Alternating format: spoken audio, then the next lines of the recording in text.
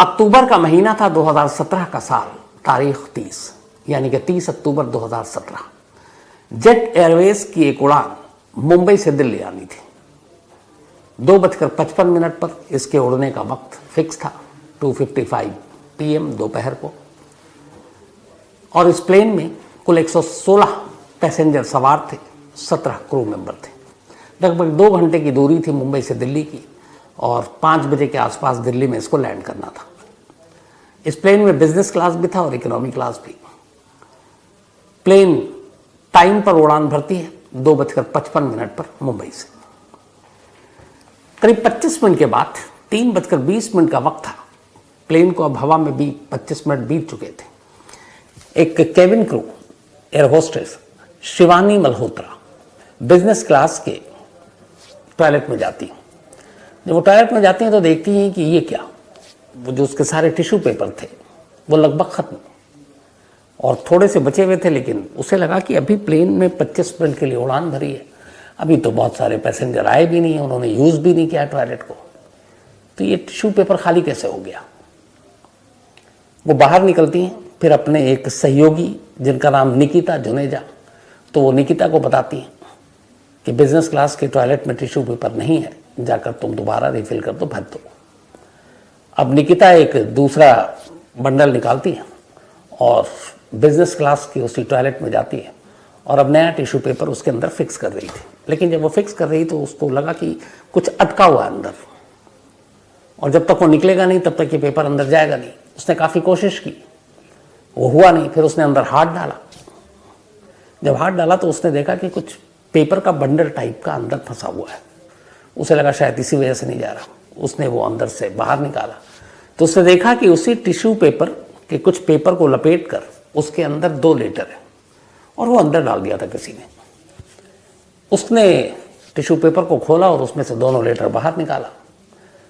एक letter English में type और दूसरा उर्दू में, और दोनों टाइपराइटर से मतलब कंप्यूटर से टाइप किए गए थे। अब चूंकि निकिता को उर्दू आती नहीं थी, उसने इंग्लिश वाला लेटर पढ़ा। जैसे ही लेटर पढ़ा उसकी हवाइयाँ उड़ने लगी। उस लेटर में जो लिखा था हूबहू वो ये था कि फ्लाइट नंबर 9W339, ये उस जेट एयरवेज की उड़ान संख्या थी 9W339।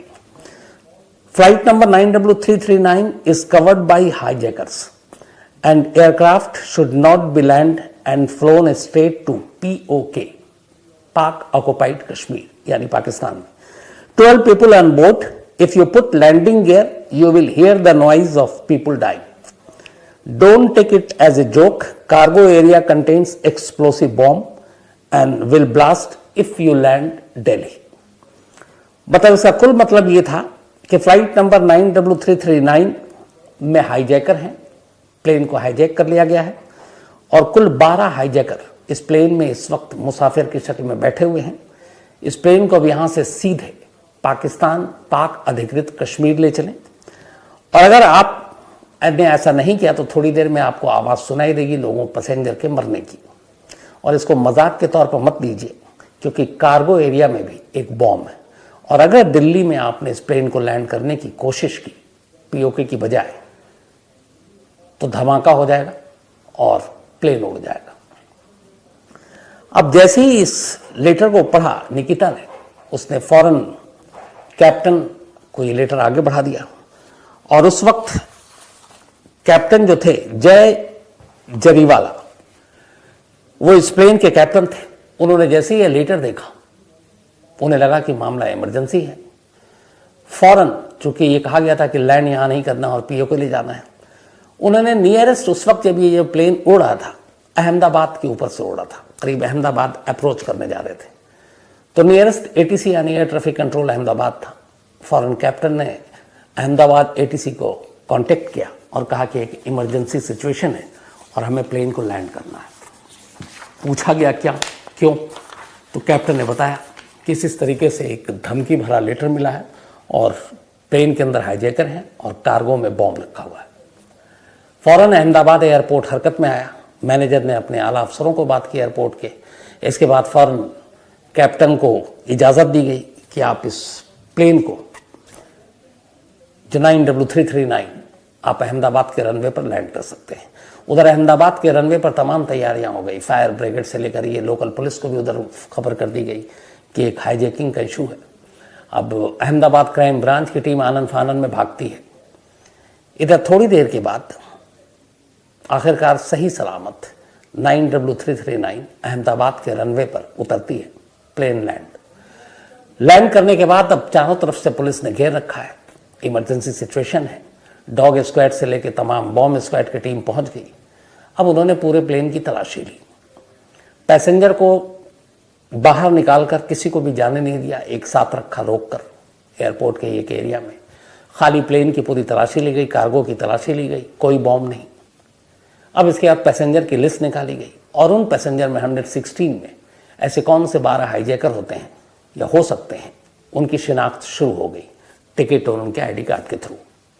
पता चला कि इन 116 में से 116 कोई भी सस्पेक्ट नहीं है, कोई भी संदिग्ध नहीं है। सभी के जो डेटा थे टिकट पे या आईडी कार्ड पे वो जेन्युइन थे। तो फिर ये हुआ कि एक होक्स कॉल था या एक मजाक था।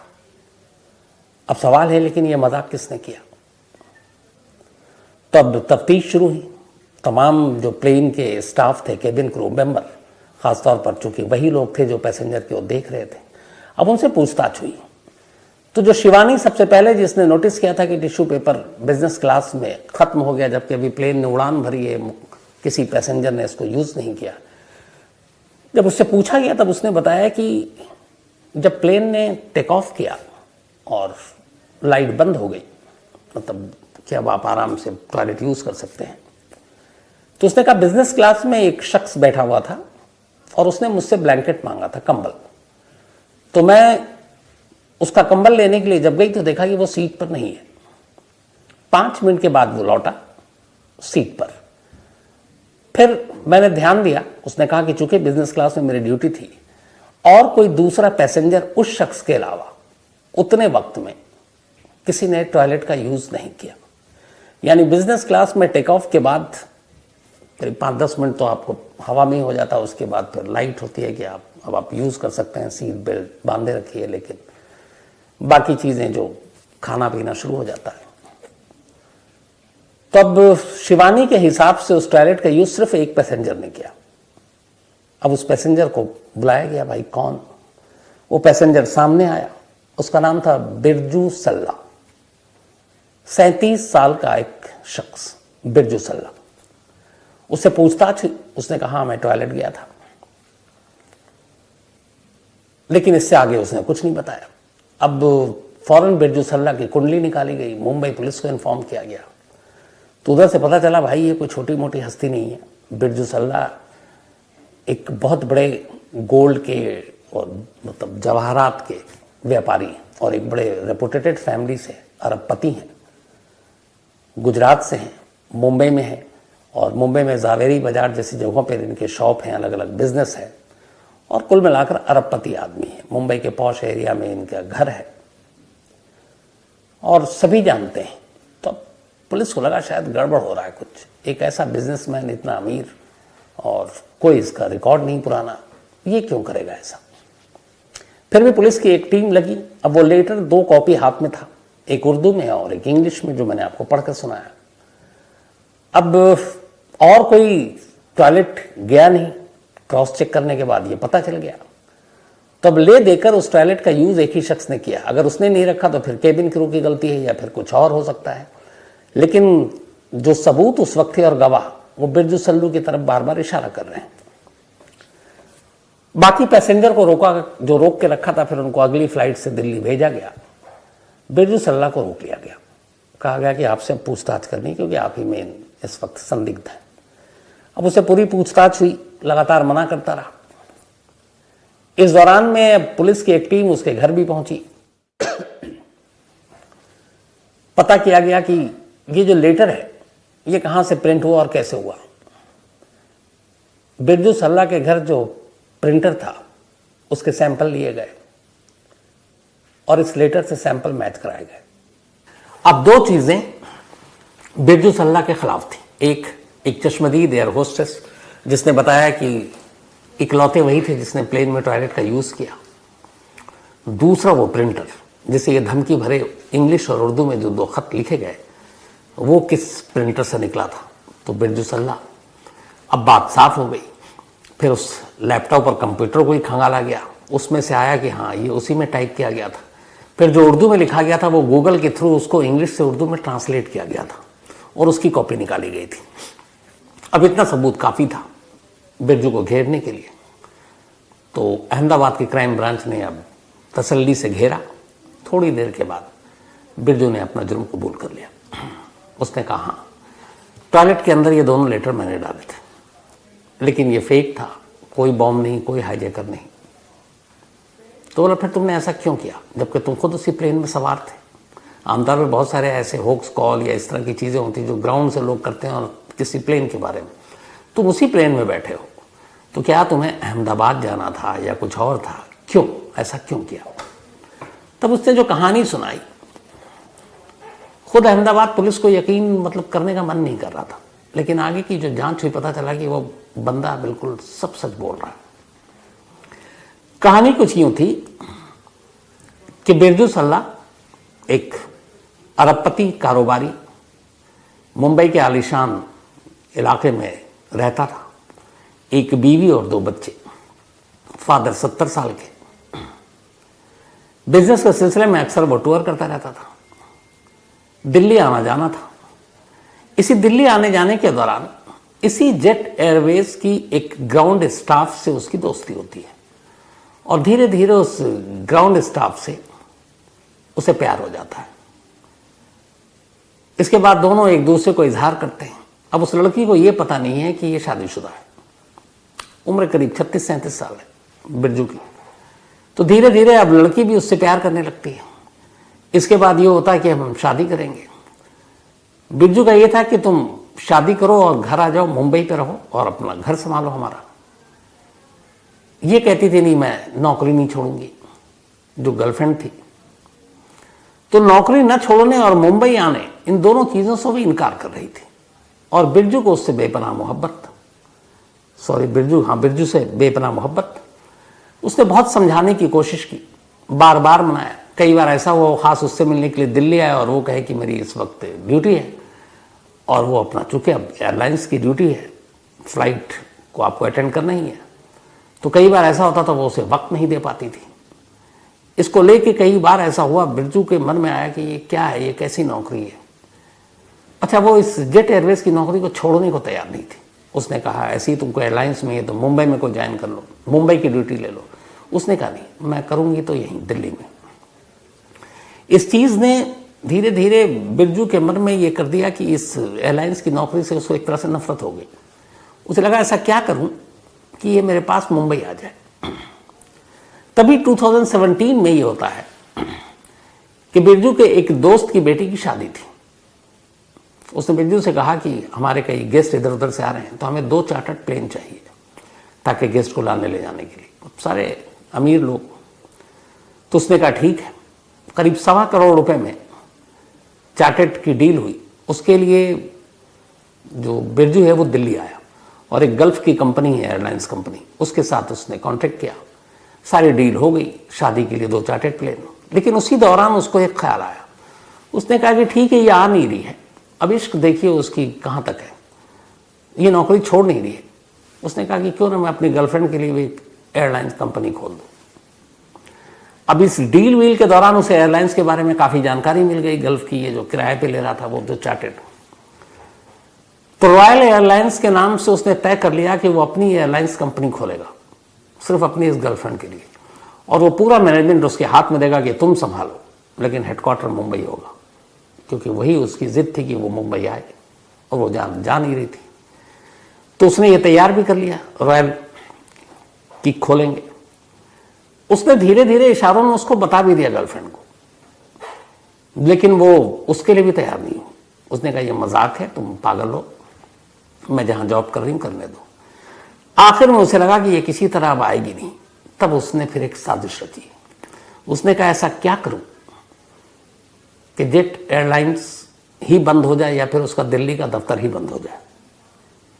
फिर उसने प्लान किया कि इसको बदनाम करते हैं। उसके बाद उसने ये पूरी हाईजैकिंग की साजिश रची और ये लेटर में लिखा कि ये दिल्ली लैंड करेगा तो ब्लास्ट हो जाएगा। उसका मकसद ये था कि इस लेटर के बाद पैसेंजर भी शोर मचाएंगे, दिल्ली आने के बाद फिर ये मीडिया में भी आएगा, जेट एयरवेज़ की बदनामी होगी, जेट एयरवेज़ हो सकता है फिर अपना ऑफिस बंद कर दे दिल्ली से, और उसके बाद उसकी गर्लफ्रेंड वापस उसके पास मुंबई पहुंच जाएगी। ये सोचकर उसने ये पूरी साजिश रची। अब यहाँ तक तो ठीक था, लेकिन बदनसीबी ये थी बिरजू सल्ला की कि इस इंसिडेंट से 9-10 महीने पहले 2016 में संसद में एक नया कानून आया, एंटी हाईजैकिंग एक्ट 2016। और वो यह एक्ट ये था कि अगर कोई शख्स किसी प्लेन को हाईजैक करता है और उस हाईजैकिंग के दौरान किसी मुसाफिर या क्रू मेंबर की मौत हो जाती है तो उसे एंटी हाईजैकिंग एक्ट के तहत उस पर मुकदमा चलेगा और उसकी जो सज़ा होगी वो डेथ पेनल्टी यानी सज़ाए मौत होगी। इसी एक्ट में ये भी लिखा था कि अगर कोई शख्स किसी प्लेन को हाईजैक करने की कोशिश करता है, अफवाह फैलाता है, झूठी र्यूमर बॉम्ब की या हाईजैकर की खबर देता है, तो ऐसे शख्स को भी एंटी हाईजैकिंग एक्ट के तहत मुकदमा चलेगा और उसमें जो होगा उम्र कैद तक की सज़ा होगी। अब ये 2016 में कानून बन गया। बिरजू को इस कानून के बारे में जानकारी नहीं, उसे लगा कि अगर पकड़े भी जाएंगे तो छोटा मोटा मामला 2-4 महीने में बाहर आ जाएंगे। लेकिन बदनसीबी ये कि 2016 में ये एक्ट बना, 2017 में 30 अक्टूबर को उसने ये काम कर दिया। अब इसके बाद सारी इन्वेस्टिगेशन के बाद ये मामला NIA को सौंपा गया। चूँकि टेररिज्म से जुड़ी हुई चीज़ें, वही पहले ये था कि ये शख्स टेररिस्ट तो नहीं है। NIA ने पूरे मामले की जांच की, उसके बाद चार्जशीट दाखिल की, NIA की कोर्ट में ये मामला पहुंचा, मुकदमा चला। मुकदमा चलने के बाद NIA की स्पेशल कोर्ट 11 जून 2019 17 में ये हाईजैकिंग का ड्रामा किया गया था। उसके 2 साल के बाद 11 जून 2019 को लोअर कोर्ट ने अपना फैसला सुनाया। ये फैसला बिरजू सल्ला की सोच से भी अलग था। एंटी हाईजैकिंग कानून बनने के बाद ये पहला मुकदमा था जो बिरजू के खिलाफ था, और इसमें चूंकि एक्ट आ चुका था कि 2, अगर हाईजैकिंग की कोशिश के दौरान किसी की मौत होती है तो सजाए मौत, और अगर आप करने की कोशिश करते हैं, चाहे झूठी कॉल हो, ड्रामा हो, लेकिन उससे उस वक्त तक तो पैसेंजर की हवा खराब हो जाती है, तो उसके लिए उम्र कैद। दूसरी चीज़ इसके खिलाफ गई, चूंकि उसने एक झूठा ये कहा कि बॉम्ब है कार्गो में, 12 टेररिस्ट हैं, POK प्लेन नहीं ले जाओगे तो सब मारे जाएंगे। तो उन अगले 30-35 मिनट में जो कुछ पैसेंजर्स ने भोगा, मतलब मौत सामने नजर आती है ऐसे सिचुएशन में, तो ये बहुत ही सीरियस माना गया। और 2016 के उस एंटी हाईजैकिंग एक्ट के तहत कोर्ट ने बिरजू सल्ला को सीधे उम्र कैद की सजा सुना दी।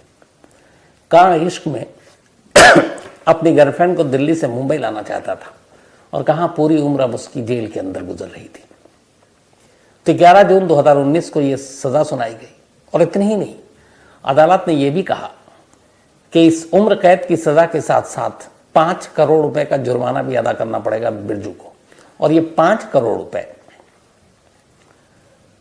केबिन क्रू और तमाम पैसेंजर्स के बीच बांटे जाएंगे। तो सजा तो हुई, अब 5 करोड़ रुपए का हर्जाना भी। और कोर्ट ने कहा कि ये जो 5 करोड़ रुपए हैं, इसमें कैप्टन और को पायलट इन दोनों को 1-1 लाख रुपए, क्योंकि उन्होंने बड़ा दिमाग लगाकर एयरपोर्ट पे लैंड किया। जितनी भी एयर होस्टेस थी, केबिन क्रू, उन सबको 50-50 हज़ार रुपए, और जितने भी पैसेंजर थे 116, उन सबको 25,000 ईच। तो 5 करोड़ रुपए हर पैसेंजर को, उसमें से 25-25 हज़ार रुपए, केबिन क्रू को 50-50 हज़ार रुपए, और पायलट और को पायलट को 1-1 लाख रुपए। कोर्ट ने कहा ये दे दो, और साथ में उम्र कैद की सजा। अब अहमदाबाद की साबरमती जेल में चले गए आशिक बिरजू सल्ला। उन्हें लगा नहीं था कि ऐसा होगा, और अब तो पूरी उम्र कैद। परिवार का भी बुरा हाल, खुद शायद बिरजू के सर से भी अब इसका बुखार उतरा, क्योंकि उसने सोचा नहीं था इतनी कड़ी सजा होगी। लेकिन इस फैसले को उसने फिर हाई कोर्ट में चैलेंज किया, मुकदमा चलता रहा। आखिरकार 2 दिन पहले, यानी परसों जो बीत गया, 7 अगस्त 2023, लगभग 6 साल तक जेल में रहने के बाद, उम्र कैद की सजा पाने के बाद, गुजरात के हाईकोर्ट ने बिरजू सल्लू को बरी कर दिया। ये कहा कि इसने जो किया था उसके फैक्ट्स के साथ बहुत सारे खिलवाड़ हुए और लोअर कोर्ट ने उस पर ध्यान नहीं दिया, और जिस तरीके से उसने अपनी पूरी कहानी सुनाई उसमें भी ये टेररिज्म वाला एंगल और बाकी चीज़ नहीं थी। तो 2016 का जो एंटी हाईजैकिंग एक्ट है, शायद उसका सही तरीके से पालन नहीं किया गया, और इसीलिए इन सारी चीज़ों को देखते हुए न सिर्फ उसको फौरन रिहा किया जाता है, बल्कि जो 5 करोड़ रुपए ट्रायल कोर्ट ने यानी कि निचली अदालत ने उस पर जुर्माना लगाया था, कोर्ट ने यह भी कहा कि अगर वो रकम बांट दिया गया बिरजू से लेकर, तो फिर दोनों पायलट 1-1 लाख रुपए वापस करें, सारी केबिन क्रू, एयर होस्टेस 50-50 हज़ार रुपये वापस करें, और जो पैसेंजर थे जिनको 25-25 हज़ार रुपये दिया गया था उनसे भी सारे पैसे वापस लेकर वो 5 करोड़ रुपए भी बिरजू सल्लू को वापस किया जाए। और अगर ये पैसे वापस नहीं मिलते हैं इन लोगों से, तो कोर्ट ने यह भी कहा कि फिर स्टेट गवर्नमेंट 5 करोड़ रुपए का इंतजाम करे और वो बिरजू को दे। मतलब अगर पायलट और ये लोग नहीं दे पा रहे हैं तो स्टेट गवर्नमेंट दे। साथ ही इस केस के दौरान जो कुछ प्रॉपर्टी और बाकी चीजें जब्त की गई थी वो फौरन रिलीज किया जाए। और इस तरीके से इसके चक्कर में 6 साल, एक उम्र कैद को 6 साल में ही पूरा करने के बाद बिरजू सल्लू अब रिहा हो गया और वापस अपनी उसी दुनिया में लौट चुका है। गर्लफ्रेंड का क्या है इस वक्त पता नहीं, क्योंकि वो बड़ी निजी चीजें हैं तो मालूम नहीं, लेकिन 6 साल के बाद अब वो रिहा है। अब पता नहीं इस वक्त इश्क का भूत अब भी वैसा ही है, ये शायद चीजें बदल गई। 24 मई की दोपहर की बात है, अभी 24 मई, 6 दिन पुरानी। 24 मई की दोपहर को जयपुर के एक पुलिस स्टेशन में फोन की घंटी बजती है और जयपुर पुलिस को यह खबर मिलती है कि जयपुर सेंट्रल जेल से 4 कैदी, बल्कि 5 कैदी इलाज के लिए सवाई मानसिंह अस्पताल SMS जा रहे हैं। और ये 5 निकले हैं, लेकिन इनमें से 4 के आज भागने का प्लान है। ये जयपुर पुलिस को कोई मुखबिर की वजह से खबर मिलती है और मुखबिर ये इन्फॉर्म करता है लोकल पुलिस को। अब पुलिस वाले सुनते हैं कि यार जयपुर सेंट्रल जेल से कैदी इलाज के लिए आ रहे हैं। नॉर्मल बात है, जयपुर या किसी भी जेल में जो कैदी सीरियस बीमार होता है, जो जेल में अपना अस्पताल और डॉक्टर भी होते हैं, उन्हें लगता है कि उनके बस का नहीं है इलाज करना, तो वो रेफर करते हैं किसी बड़े सरकारी अस्पताल में। तो अब सवाई मानसिंह अस्पताल जयपुर का एक नामी सरकारी अस्पताल है और कायदे से जो नियम कानून है वो यही है कि जो भी कैदी होंगे उन्हें सरकारी अस्पताल ही रेफर किया जाएगा, किसी प्राइवेट अस्पताल में नहीं, क्योंकि खर्च सरकार उठाती है इन कैदियों के भी, चाहे वो रेपिस्ट हो, कातिल हो, डाकू हो। तो पुलिस को यह खबर मिली कि 5 कैदी हैं और इनमें से 4 के आज भागने का प्लान है। सुनते ही पुलिस की टीम फौरन थाने से निकलती है और सवाई मानसिंह अस्पताल पहुंच जाती है। जब अस्पताल पहुंचती है तो सबसे पहले नज़र पड़ती है जेल वैन पर, जिनमें बिठाकर कैदियों को लाया जाता है। पुलिस ने देखा कि जेल की पार्किंग में एक जगह पर वो जेल वैन खड़ी हुई है। पुलिस ने सांस ली, राहत की। उन्हें लगा खबर देने वाला झूठा था, मुखबिर गलत था, क्योंकि जो कैदी जेल वैन से आए वो तो जेल के अहाते में पार्क है। फिर भी उन्होंने कहा चलो अब देखते हैं। अब उन्होंने देखा वैन के आसपास कोई पुलिस वाला है नहीं। उन्होंने अंदर जाकर चेक करते हैं। अब वो अस्पताल के अंदर जाते हैं, OPD में जाते हैं, इमरजेंसी में जाते हैं और बाकायदा उन कैदियों के नाम थे जो मुखबिर ने फ़ोन किया। उसने जो 4 कैदी भागने वाले उनके नाम बताए। उनमें से एक का नाम था भंवर लाल, एक का रफ़ीक, एक का नाम था उसमें अंकित बंसल और एक का करण गुप्ता। तो ये 4 लोग थे, भंवर लाल, रफ़ीक, अंकित और करण। अब अलग अलग वार्ड में, OPD में, अलग अलग डॉक्टरों के पास पुलिस की टीम चक्कर काट रही है, 4 नाम पूछ रही है कि भाई जयपुर सेंट्रल जेल से ये 4 कैदी इलाज के लिए आपके पास आए। हर डॉक्टर ने मना कर दिया। OPD में कहीं उनकी एंट्री नहीं, इमरजेंसी में गए वहाँ आप कहीं पता नहीं। अब पूरे अस्पताल के हर वार्ड को भी उन्होंने छान मारा, कहीं कोई मिला नहीं। अब पुलिस को लागा नहीं। मुखबिर ने सही खबर दी है। लेकिन परेशानी इस बात की थी कि ये कैदी अगर भाग गए हैं तो जेल वैन क्यों खड़ी है अस्पताल के अंदर, लेकिन उस जेल वैन का ड्राइवर भी नहीं, कोई नहीं। अब पुलिस को लगा मामला गड़बड़ है और मुखबिर सही कह रहा है। अब उन्होंने इन चारों कैदियों के बारे में पता करने की कोशिश की और ये भी पता किया कि ये लोग कब कैसे आए। तो सबसे पहले जेल को कांटेक्ट किया गया, जयपुर सेंट्रल जेल। पूछा गया भाई आज आपके 4 कैदी आए। जेल की तरफ से रजिस्टर निकाल कर देखा गया और जवाब दिया गया लोकल पुलिस को कि साहब 4 नहीं 5 कैदी आ जाएं और उनमें से कुछ के पेट में दर्द था और कुछ को एलर्जी। अब पहले तो पुलिस यही सुनकर हैरान परेशान कि पेट दर्द या एलर्जी के लिए कोई जेल के डॉक्टर या अस्पताल की बजाय सरकारी अस्पताल उसको निकाल कर भेजा जाए, ये हैरान करने वाली बात।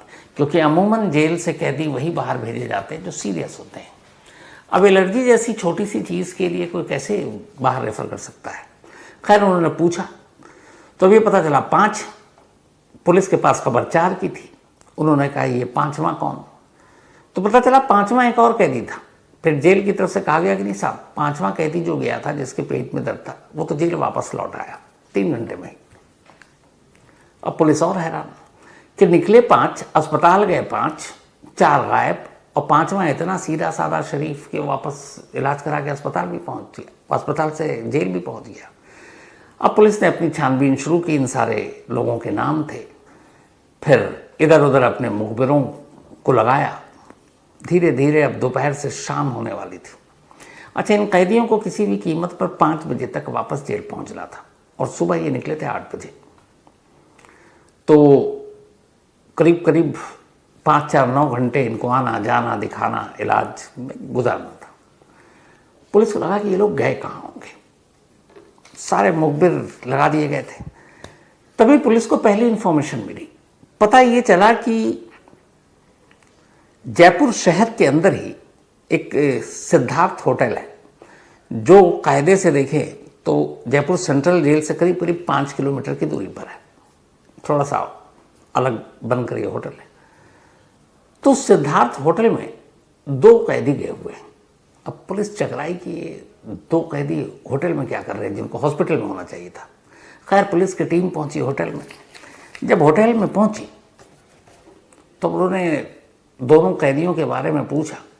रिसेप्शन के लोग शायद अनजान थे कि ये लोग कौन हैं। उन्होंने बताया हाँ साहब है तो, लेकिन इनके नाम पे बुकिंग नहीं है, कुछ महिलाओं के नाम पे बुकिंग है। रूम पूछा पुलिस की टीम के।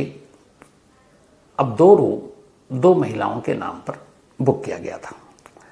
अब इनमें से एक रफीक की बीवी थी और एक भंवरलाल की गर्लफ्रेंड। पुलिस जब अंदर गई तो देखती है कि अंदर बेहतरीन खाना, शराब, सारी चीज़ें, बल्कि ड्रग्स भी है। अब पुलिस वाले सोच रहे हैं कि ये कैदी जयपुर सेंट्रल जेल से, अच्छा ये रफ़ीक और भंवरलाल जो हैं इनके ऊपर रेप और मर्डर दोनों के चार्जेस हैं। अभी अंडर ट्रायल है, मुकदमा चल रहा है, लेकिन ये पकड़े ही गए हैं कत्ल और रेप के इल्ज़ाम में। सोचिए दोनों ही सीरियस संगीन जुर्म है। अब रेप और मर्डर का अक्यूज्ड जिसे कायदे से सेंट्रल जेल में होना चाहिए, वो इस वक्त शहर के एक शानदार होटल में कमरे में अपनी अपनी गर्लफ्रेंड और बीवी के साथ और पार्टी चल रही है। वो दोनों भी पुलिस वाले को देख के हक्का बक्का दोनों ने भागने की कोशिश की, लेकिन पुलिस ने उन दोनों को दबोच लिया। दबोचने के बाद अब वहाँ पे पुलिस वालों को जब होटल में पूछा कि और कौन कौन है, तो पता चला 2-3 पुलिस वाले बैठकर आराम से वहाँ गप्पे मार रहे हैं, वो भी खा पी रहे हैं। जब वो पुलिस उन पुलिस वालों तक पहुंची तो पता चला कि ये तीनों जेल वाले स्टाफ हैं जो इन कैदियों को अपनी निगरानी में अस्पताल तक लाएं। उनकी जिम्मेदारी ये थी कि अस्पताल में इलाज कराओ, वापस जेल पहुंचाओ। वो उनके साथ उस होटल के अंदर वो भी पार्टी कर रहे हैं। पुलिस ने लगे हाथ उनसे भी कहा भाई आ जाओ तुम भी। उन्हें भी पकड़ा, गाड़ी में बिठाया, अपने साथ ले आए। अब 2 तो आ गए, साथ में उनकी बीवी और गर्लफ्रेंड भी अब सब गाड़ी में कब्जे में। अब बाकी अभी भी 2 फरार हैं जिसमें अंकित है और करण है। अब पुलिस इनके बारे में ढूंढ रही है। तो ये जो 2 पकड़े गए फिर उन्होंने खुलासा किया, बोले साहब वो हमारे साथ तो यहाँ होटल में नहीं थे, उन्होंने एक दूसरे होटल में चेक इन किया। उन्होंने कहा वो कौन सा होटल है, तो पता चला कि वो जयपुर एयरपोर्ट के रास्ते पर एक होटल है और वहाँ है। फौरन अब एक पुलिस की टीम उस जयपुर एयरपोर्ट की तरफ पहुंचती है, जिसकी दूरी जेल से करीब 11 किलोमीटर थी। वहाँ पहुंचती है, खामोशी से होटल में दाखिल होती है। रिसेप्शन पे पता किया जाता है, वहाँ भी सेम कहानी कि हाँ साहब 2 रूम बुक हुए हैं, लेकिन दोनों किसी महिला के नाम पर हुए हैं। पुलिस की टीम उस रूम नंबर तक पहुंचती है, दरवाज़ा खटखटाया जाता है। दोनों ही रूम में अंकित और करण अपनी अपनी गर्लफ्रेंड के साथ बेहतरीन टाइम गुजार रहे हैं। इनमें से एक के ऊपर फाइनेंशियल फ्रॉड का इल्ज़ाम है, जो लंबे वक्त से जेल है। एक और चीटिंग का और भी बहुत सारे इल्ज़ाम, ये भी जेल में है। तो दोनों को, जिनको जेल में होना चाहिए, वो अपनी गर्लफ्रेंड के साथ होटल में थे। वहाँ भी वही बेहतरीन खाना, शराब की बोतलें, सब कुछ। पुलिस वालों को देखकर वो भी घबराए। अब उन दोनों को भी उनके गर्लफ्रेंड के साथ पुलिस ने उठाया, थाने लाए, पूछताछ हुई।